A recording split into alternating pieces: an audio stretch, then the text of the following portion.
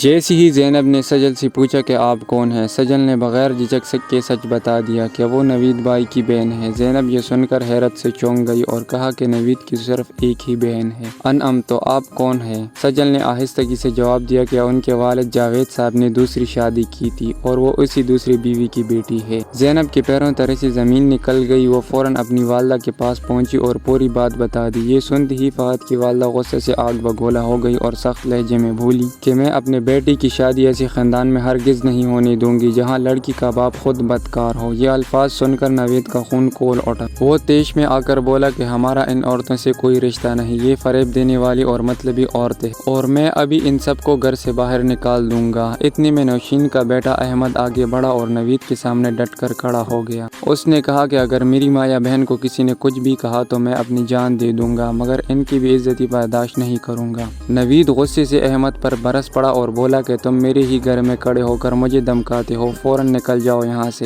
معاملہ بگڑنے ہی والا تھا کہ آسماں بیچ میں آئی، سب کو خاموش کروایا اور نہایت سختی سے کہا کہ یہ لوگ کہیں نہیں جائیں گے، یہ میرے شوہر جاوید کی آخری امانت ہے اور جب تک میں زندہ ہوں یہ اسی گھر میں رہیں گے۔ اگر آج کے بعد کسی نے بھی ان کے خلاف کچھ کہا یا انہیں گھر سے نکالنے کی کوشش کی تو مجھ سے برا کوئی نہ ہوگا۔ سب حیرت اور پریشانی میں تھے، لیکن آسماں نے دلیرانہ انداز میں اپنے شوہر کی خواہش کو پورا کرنے کی ٹھان لی تھی۔ دوسری طرف اسد سجل کے پاس آیا اور غصے سے کہا کہ تمہیں یہ سب سچ بولنے کی کیا ضرورت تھی؟ تم چپ بھی تو رہ سکتی تھی، تم نے زینب بھابی کو سب کچھ بتایا۔ سجل نے دکھی دل سے جواب دیا کہ میرے بابا واقعی ایک رحمدل انسان تھے، لیکن مجھے اب شک ہونے لگا ہے کہ تم واقعی ان کے بیٹے ہو بھی یا نہیں۔ اس پیچیدہ صورتحال میں رشتے، سچائیاں اور جذبات سب ایک دوسرے سے ٹکرا رہے تھے۔ ہر کردار اپنے حق، اپنی پہچان اور اپنے مقام کے لیے جدوجہد کر رہا تھا اور یہ گھر اب ایک خاموش طوفان کی زد میں آ چکا تھا۔